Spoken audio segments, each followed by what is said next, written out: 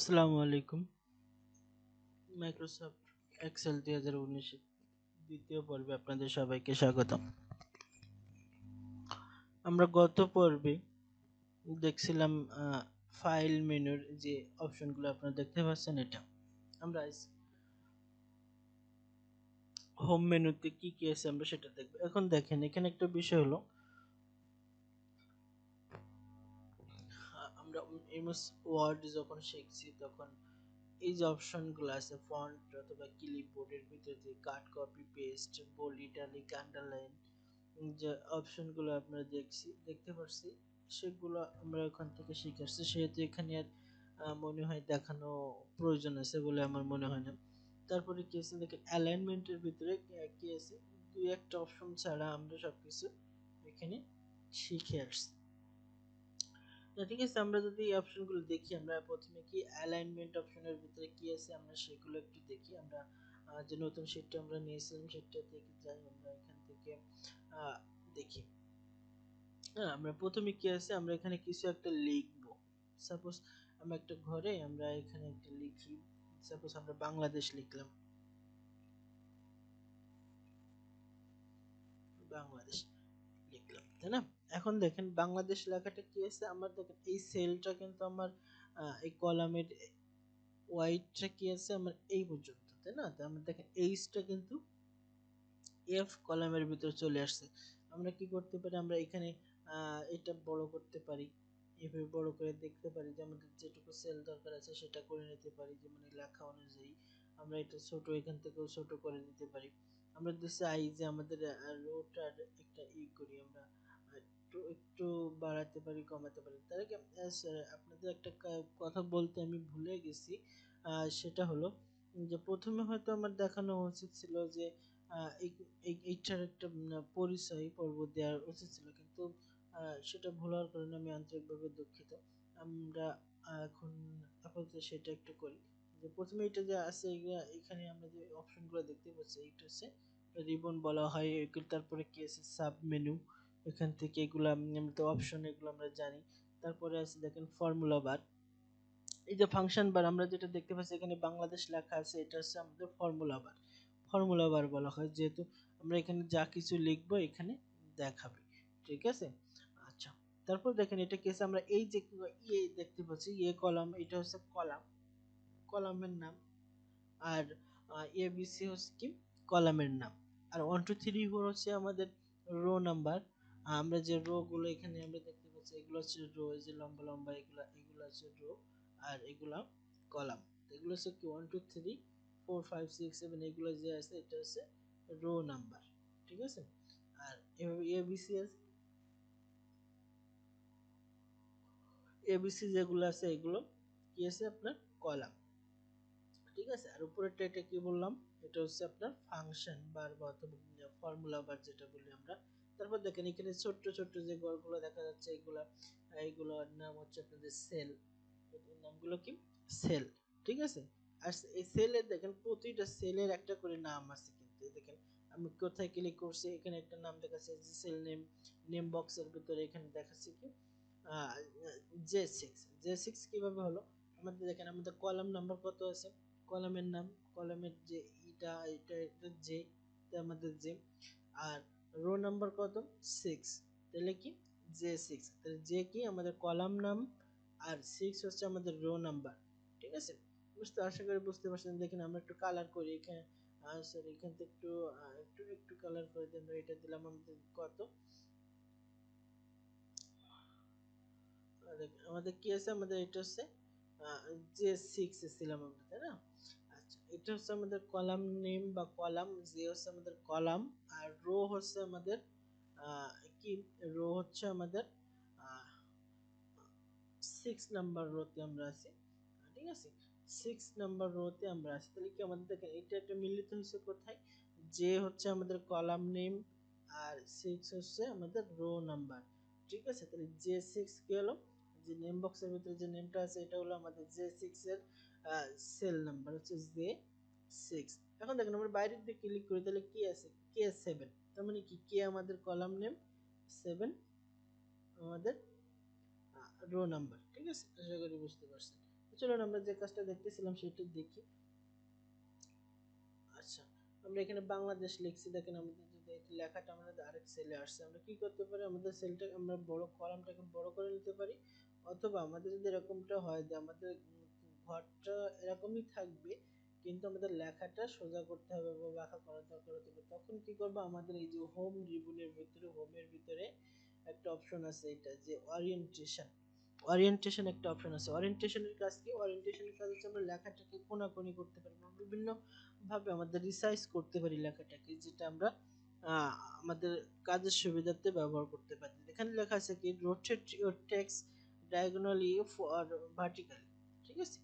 This is a great way to label narrow columns. Narrow বলতে কি, narrow বলতে হচ্ছে বাঁকা কর, বাঁকা ভাবে আমাদের যেটা প্রয়োজন, আমরা সহজ ভাষায় যেটা বুঝি সেটা। তা ঠিক আছে, আমাদের লেখাটাকে আমরা ন্যারো করবো, তাহলে কি হচ্ছে, ওরিয়েন্টেশন, ওরিয়েন্টেশন দেখেন বিভিন্ন স্টাইল দেওয়া রয়েছে, আমরা এখান থেকে এটা করতে পারি। যে আমাদের এই দেখেন, এই যে অ্যাঞ্জেল কর্ন, এটা যে অ্যাঞ্জেলের, এটা এটা করতে পারি আমরা। এটা করলে কি হবে, দেখেন আমাদের লেখাটা কি হয়েছে, বাঁকা হয়েছে, কিন্তু আমাদের রোটা একটু ছোট, এই জন্য দেখা যাচ্ছে না। আমরা একটু বড় করে যদি নিই তাহলে দেখেন দেখা যাচ্ছে, ঠিক আছে। আচ্ছা, আমরা যদি একটু একটু ছোট করে দেখেন, আমরা লেখাটাকে কোনাকুনি হয়েছে। আমরা যদি মনে করি যে না, এইভাবে না, আমাদের লম্বা লম্বি হবে লেখাটা, তাহলে আমরা কি করবো, এখান থেকে এই যে লম্বা লম্বি আমরা এইভাবে করতে পারি। অথবা আমরা এইভাবেও করে নিতে পারি লেখাটাকে, তাহলে কি আমাদের লেখাটা ছোট হয়ে যাবে। এখন দেখেন আমরা আরেকটা ভাবে করতে, আমাদের যতটুকু বাঁকানো দরকার, তো এখানে ম্যানুয়ালি আমরা যেটুকু আছে এর মতো করে নিবে, কিন্তু আমরা হচ্ছে যে আমাদের আমাদের ইচ্ছা মতো আমরা কতটুকু বাঁকাবো কি না করবো, সেটা হচ্ছে আমাদের উপরে।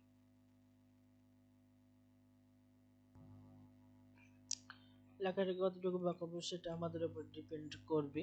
তাহলে আমরা কি করব, আমরা এখান থেকে এই যে ওরিয়েন্টেশন অপশনে আবার আসি, আসার পরে এখান থেকে এই যে ফরম্যাট সেল অ্যালাইনমেন্টে যদি আমরা ক্লিক করি, ফরম্যাট সেল অ্যালাইনমেন্ট এটাতে যদি আমরা ক্লিক করি, তাহলে কি হবে, দেখেন এরকম একটা অপশন আমাদের মধ্যে এখানে ইয়ে হয়েছে, পপ আপ ওপেন হয়েছে। তাহলে এখান থেকে দেখেন, এখানে আছে অ্যালাইনমেন্টের ভিতরে কি আছে, সবকিছু ঠিক থাকবে, যা আছে তাই, কোনো চেঞ্জ নাই। আর শুধুমাত্র এখান থেকে আমরা যে টেক্সট, এই যে অপশনটা আছে ওরিয়েন্টেশন, এইখানে দেখেন একটা লাল চিহ্ন দেখা যাচ্ছে, এই যে লাল, এটা যদি আমরা ঘোরাই, এইটা এভাবে যতটুকু আমাদের দরকার, আমরা যেভাবে যতটুকু রাখবো সেভাবে যদি আমরা এখান থেকে ঘুরাই দিই, দিয়ে যদি আমরা ওকে করি, দেখেন 8 ডিগ্রি আছে, আমরা যদি ওকে করি অথবা, তাহলে আমাদের লেখাটা ওই 8 ডিগ্রি ঘুরে যাবে। তারপরে যদি আমরা যদি এখান থেকে যদি আমাদের সমস্যা হয় ঘোরাতে, তাহলে আমরা এখানে ক্লিক করে যদি ঘুরাই, তাহলে ঘুরবে।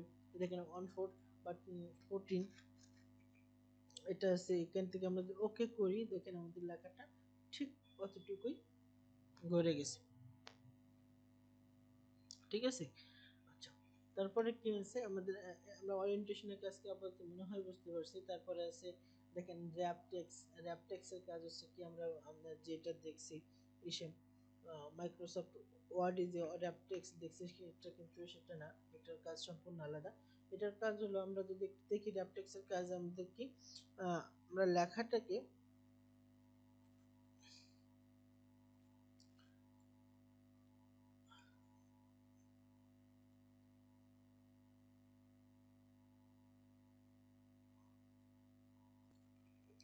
র্যাপটেক্সের কাজ কি, আমাদের যে লেখাটা আছে ওই লেখাটাকে আমরা আম, একটা ইসের ভিতরে নিয়ে আসতে, আমাদের একটা সেলের ভিতরে যতটুকু জায়গা দরকার হয় ততটুকু ই করে। আমরা সাপোজ আমরা যদি এখানে এই সেলটার ভিতরে আমরা কোনো কিছু লিখি, যেমন কি লিখবো,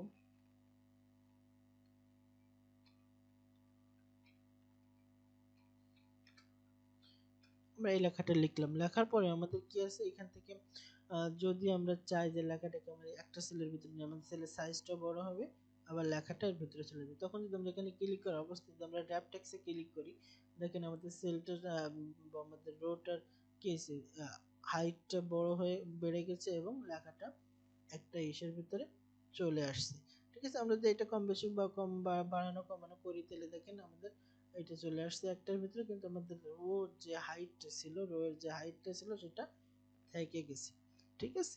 এটা তারপরে কি আছে, তারপরে এটা হচ্ছে আমাদের ডেপটেক্সের কাজ, আসলে ডেপটেক্সের কাজটা বলছেন। এবার আমরা চাচ্ছি যে আমাদের এই যে সেলগুলো আছে, যে সেল রো গুলো আছে, আমরা চাচ্ছি যে এই দুইটা তিনটা রো একটা হবে। আমরা যদি একটু একটু করে নিই। দেখেন এই যে এখান থেকে আমি আমি চাচ্ছি যে এই দুইটা রো আমরা একটা করব, একটা সেলে পরিণত করব। এখানে একটা, দুইটা, তিনটা, চারটা, পাঁচটা, 10টা সেল আছে দুইটা রো মিলে।